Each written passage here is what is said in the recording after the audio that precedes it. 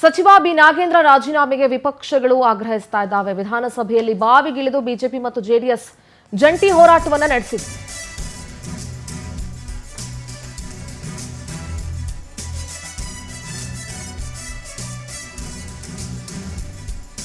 ವಿಧಾನಸಭೆಯ ಸದನ ಆರಂಭ ಆಗ್ತಿದ್ದಂತೆ ವಿಪಕ್ಷಗಳ ಗದ್ದಲ ಶುರುವಾಯಿತು. ಇವರಿಗೆ ಚರ್ಚೆ ಮಾಡೋದಕ್ಕೆ ಆಸಕ್ತಿ ಇಲ್ಲ ಅಂತ ಡಿಸಿಎಂ ಪರಮೇಶ್ವರ್ ಹೇಳಿದ್ರು. ವಾಲ್ಮೀಕಿ ಅಭಿವೃದ್ಧಿ ನಿಗಮದ ದಲಿತರ ಹಣವನ್ನ ವಾಪಸ್ ತಗೊಂಡು ಬನ್ನಿ ಅಂತ ರಾಜ್ಯ ಸರ್ಕಾರಕ್ಕೆ ವಿಪಕ್ಷ ನಾಯಕರು ಆಗ್ರಹಿಸಿದ್ರು. ಮೊದಲು ವಾಲ್ಮೀಕಿ ಅಭಿವೃದ್ಧಿ ನಿಗಮದ ದಲಿತರ ಹಣ ಕೊಳ್ಳೆ ಹೊಡೆದಿದ್ರಲ್ಲ, ಅದನ್ನ ಫಸ್ಟ್ ವಾಪಸ್ ತಗೊಂಡು ಬನ್ನಿ, ಮಿಕ್ಕಿದ ಆಮೇಲೆ ಮಾತಾಡೋಣ ಅಂತ ಹೇಳಿದ್ರು. ವಿಧಾನಸಭೆ ಆರಂಭ ಆಗ್ತಿದ್ದಂತೆ ಪ್ರತಿಪಕ್ಷಗಳು ಗದ್ದಲ ಶುರು ಮಾಡಿದ್ವು. ಸದನದಲ್ಲಿ ಅಹೋರಾತ್ರಿ ಧರಣಿಯನ್ನ ಘೋಷಿಸಿದ್ರು ಆರ್ ಅಶೋಕ್. ನಾಗೇಂದ್ರ ರಾಜೀನಾಮೆಗೆ ಆಗ್ರಹಿಸಿ ಬಿಜೆಪಿ ಅಹೋರಾತ್ರಿ ಧರಣಿಯನ್ನ ಮಾಡಲಿದೆ. ಹಗಲು ರಾತ್ರಿ ಧರಣಿಗೆ ಬಿಜೆಪಿ ನಾಯಕರು ನಿರ್ಧಾರವನ್ನ ಮಾಡ್ಕೊಂಡಿದ್ದಾರೆ. ಸದನದಲ್ಲಿ ಅಹೋರಾತ್ರಿ ಧರಣಿ ಬಗ್ಗೆ ಆರ್ ಅಶೋಕ್ ಘೋಷಣೆಯನ್ನ ಮಾಡಿದ್ರು. ರಾಜೀನಾಮೆ ಕೊಡೋವರೆಗೂ ನಾವು ಹಿಂದೆ ಸರಿಯಲ್ಲ ಅಂತ ವಿಪಕ್ಷಗಳು ಹೇಳಿದ್ವು. ಚರ್ಚೆಗೆ ಬನ್ನಿ ಅಂತ ಸಚಿವ ಕೃಷ್ಣ ಬೈರೇಗೌಡ ಮಾತಾಡಿದ್ರು. ನಾವ್ ರೆಡಿ ಇದೀವಿ, ಆದ್ರೆ ಮೊದಲು ನಾಗೇಂದ್ರ ರಾಜೀನಾಮೆ ಕೊಡಿಸಿ. ನಾವ್ ರೆಡಿ ಚರ್ಚೆಗೆ ನಾವ್ ರೆಡಿ ಇದೀವಿ, ಆದ್ರೆ ಮೊದಲು ನಾಗೇಂದ್ರ ರಾಜೀನಾಮೆ ತೆಗೆದುಕೊಳ್ಳೋವರೆಗೂ ನಾವು ಯಾವುದೇ ರೀತಿಯ ಚರ್ಚೆಯನ್ನ ಮಾಡಲ್ಲ. ಅವರ ರಾಜೀನಾಮೆ ಪಡ್ಕೊಳ್ಳಿ, ನಾವು ಎಲ್ಲಾ ರೀತಿಯ ಚರ್ಚೆಗೆ ಸಿದ್ಧವಾಗಿದ್ದೀವಿ ಅಂತ ವಿಪಕ್ಷಗಳು ಹೇಳಿದ್ವು.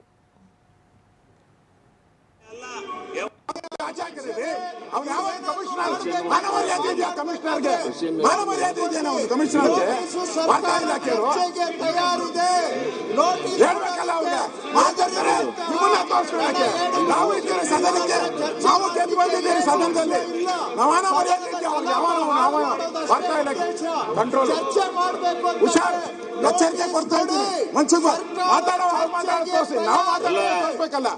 ನಾವು ಮಾತಾಡೋದು ತೋರಿಸ್ಬೇಕು, ತೋರಿಸಿ ಅವ್ರನ್ನ ಹಿಡ್ಕೊಂಡು ಕೂತ್ಕೊಂಡ್ರೆ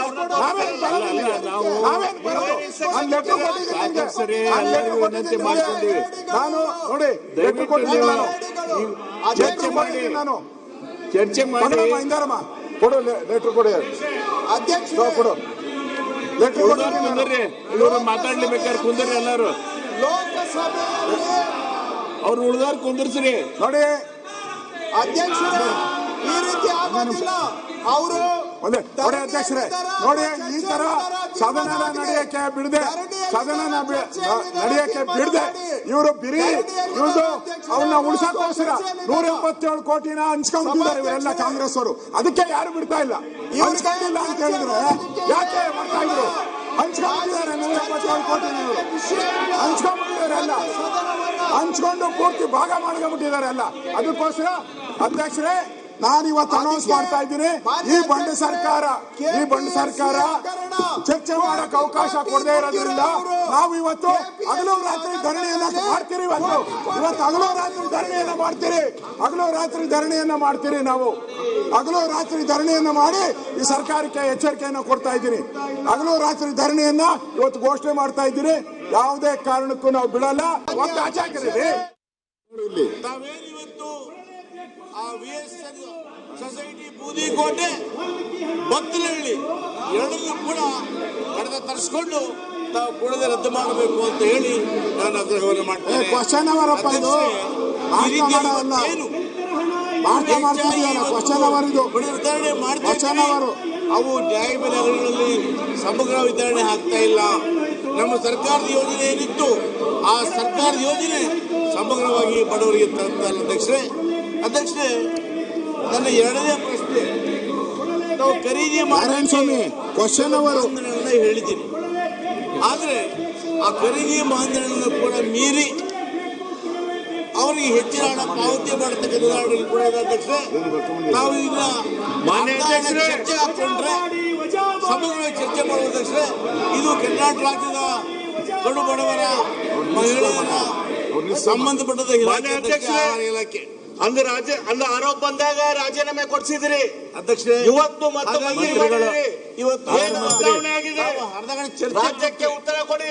ನಾನು ಸಮಗ್ರ ಮತ್ತು ಈಗ ಏನು ತಯಾರಾಗಿದ್ದೇನೆ. ಇಲಾಖೆಯಲ್ಲಿ ಕರ್ತವ್ಯ ಇದು ಒಬ್ಬ ಸಚಿವರ ಪ್ರಶ್ನೆ ಅಲ್ಲ, ಸರ್ಕಾರದ ವಿಶ್ವಾಸಾರ್ಹತೆಯ ಪ್ರಶ್ನೆ. ಸನ್ಮಾನ್ಯ ನಾರಾಯಣ ಆರೋಪಗಳು ಸರಿಯಲ್ಲ ಅಂದ್ರೆ ಸಂಪೂರ್ಣ ತನಿಖೆಗೆ ಸರ್ಕಾರ ಯಾಕೆ ನಾಚಿಕೆ ಪಡ್ಕೊಳ್ತಾ ಇದೆ? ಯಾಕೆ ಹಿಂದೆ ಪಡ್ತಾ ಇದೆ? ತನಿಖೆ ನಡೆದಿರುವಾಗ ಸಚಿವ ಯಾಕೆ ಮತ್ತೆ ಸಚಿವರಾಗಿ ಬಂದಿದ್ದಾರೆ ನಾಗೇಂದ್ರ? ಯಾಕೆ ರಾಜೀನಾಮೆ ಹಿಂದೆ ತೆಗೆದುಕೊಂಡು ಮತ್ತೆ ಅವ್ರನ್ನ ಮಂತ್ರಿ ಮಾಡಿದಿರಿ? ಈ ಹಣ ಯಾರ ಅನುಮತಿಯಿಂದ ಯಾರ ಖಾತೆಗೆ ವರ್ಗಾಯಿತು? ವಾಲ್ಮೀಕಿ ನಿಗಮದ ಹಣ ಎಲ್ಲಿ ದುರ್ಬಳಕೆ ಆಯ್ತು? ಜನಕ್ಕ ನೀವು ಲೆಕ್ಕ ಕೊಡಬೇಕು. ಜನರ ಹಣ ಇದು, ಸಾರ್ವಜನಿಕರ ಹಣ, ದಲಿತರ ಹಣ. ಇದಕ್ಕ ನೀವು ಜವಾಬ್ದಾರಿ ಕೊಡೋದು ನಿಮ್ನ ಜವಾಬ್ದಾರಿ ಐತಿ. ಇದಕ್ಕ ನೀವು ಲೆಕ್ಕ ಕೊಡಬೇಕಾಗೈತಿ. ಪರಿಶಿಷ್ಟ ಪಂಗಡದ ಹಣ, ಬಡವರ ಹಣ. ನಾಗೇಂದ್ರ ಅವರ ಇದು ಸಣ್ಣ ಆರೋಪ ಅಲ್ಲ. ನೀವು ಯಾವ ಕುಲದಲ್ಲಿ ಹುಟ್ಟಿರಿ, ಯಾವ ವಾಲ್ಮೀಕಿ ಕುಲದಲ್ಲಿ ಹುಟ್ಟಿರಿ, ಆ ಕುಲಕ್ಕ ದ್ರೋಹ ಮಾಡಿರಿ, ಆ ಕುಲಕ್ಕ ಅನ್ಯಾಯ ಮಾಡಿರಿ. ಇದು ಸರಿಯಲ್ಲ. ನೀವು ರಾಜೀನಾಮೆ ಕೊಟ್ಟು ಮನೆಗೆ ಹೋಗ್ರಿ. ಮಾನ್ಯ ಅಧ್ಯಕ್ಷರೇ, ಸರ್ಕಾರ ಉತ್ತರ ಕೊಡಬೇಕಾಗ್ತದೆ. ಸರ್ಕಾರದ ಜವಾಬ್ದಾರಿ ಐತಿ. ದಲಿತರ ಹಣ ತಿಂದಿರಿ, ಅವ್ರಿವ್ರದಲ್ಲ, ದಲಿತರ ಹಣ ತಿಂದಿರಿ ಸರ್ಕಾರದವರು. ಅದಕ್ಕೆ ನೀವು ಉತ್ತರ ಕೊಡಬೇಕಾಗೈತಿ.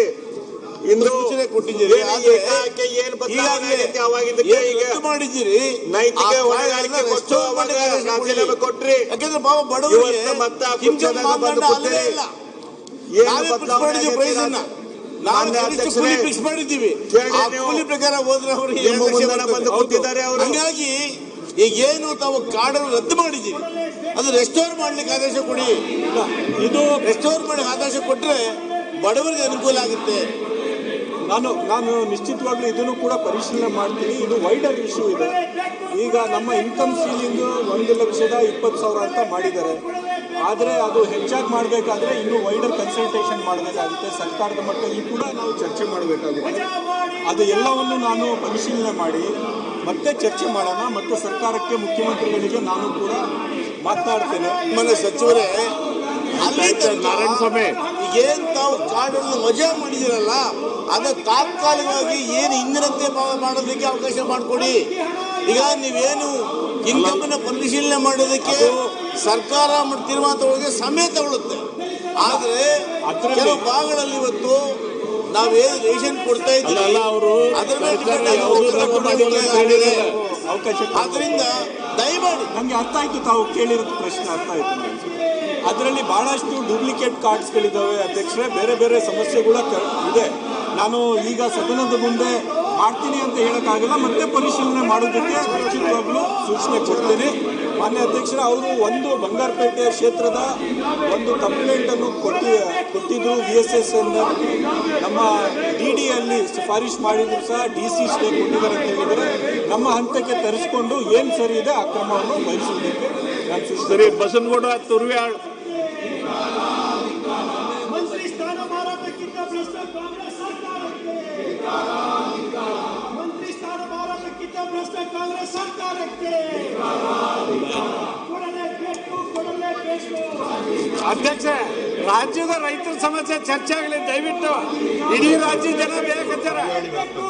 ರಾಜ್ಯದ ರೈತರ ಸಮಸ್ಯೆ ಚರ್ಚೆ. ಸನ್ಮಾನ್ಯ ಅಧ್ಯಕ್ಷರೇ, ಸನ್ಮಾನ್ಯ ಅಧ್ಯಕ್ಷರೇ, ಸನ್ಮಾನ್ಯ ಅಧ್ಯಕ್ಷರೇ, ನನಗೆ ಮಾತಾಡಲಿಕ್ಕೆ ಅವಕಾಶ ಸಂಖ್ಯೆ 698 ಮಾನ್ಯ ಲೋಕೋಪಯೋಗಿ ಸಚಿವರನ್ನ ಕೇಳಲಿಕ್ಕೆ ಬಯಸ್ತೇನೆ. ಮಾನ್ಯ ಅಧ್ಯಕ್ಷರೇ, ಉತ್ತರವನ್ನು ಒದಗಿಸಲಾಗಿದೆ. ಮಾನ್ಯ ಅಧ್ಯಕ್ಷರೇ,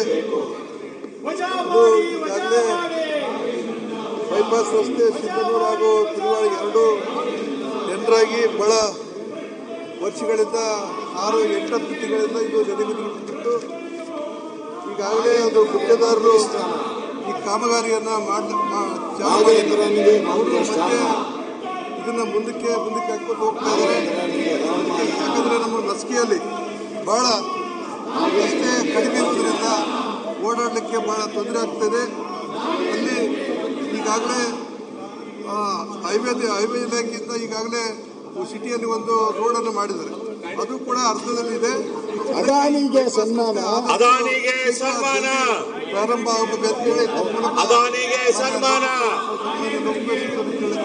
ಅದಾನಿ ಕೇಸ್. ಮಾನ್ಯ ಸಚಿವರು, ಮಾನ್ಯ ಸಭಾಧ್ಯಕ್ಷರೇ, ಇದು ಮುಂಚೆ ಕೆಲಸ ನಿರ್ವಹಿಸುವ ಆದೇಶ ನೀಡಲಾಗಿತ್ತು. ನಂತರ ಡಿಲೇ ಆಗೋದ್ರಿಂದ ಕ್ಯಾನ್ಸಲ್ ಮಾಡಿದ್ರಿ. ಆದರೆ ಈಗ ಅವ್ರು ನ್ಯಾಯಾಲಯದಲ್ಲಿ ತಡೆಯಾದ ನ್ಯಾಯಾಲಯದಲ್ಲಿ ಆದಷ್ಟು ಬೇಗ ಮುಗಿಸಲಿಕ್ಕೆ ನಾವು ಪ್ರಯತ್ನ ಮಾಡ್ತೀವಿ. ಎಷ್ಟೇ ಇದೆ ಅದಕ್ಕೆ.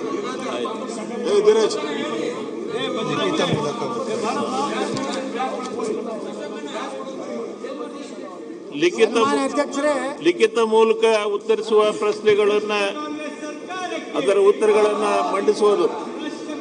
ಮಾನ್ಯ ಅಧ್ಯಕ್ಷರೇ, ದಿನಾಂಕ 24/8/26 6ನೇ ಪಟ್ಟಿಯಿಂದ ಸದನದಲ್ಲಿ ಲಿಖಿತ ಮೂಲಕ ಉತ್ತರಿಸುವ 230 ಪ್ರಶ್ನೆಗಳ ಪೈಕಿ 42 ಪ್ರಶ್ನೆಗಳ ಉತ್ತರಗಳನ್ನು ಸದನದಲ್ಲಿ ಮಂಡಿಸಿದ್ದೇನೆ. ಈಗ ಶಾಸನ ರಚನೆ ವಿಧೇಯಕವನ್ನು ಮಂಡಿಸೋದು ಅಂತ ಹೇಳಿದ್ರಿ ಸರ್.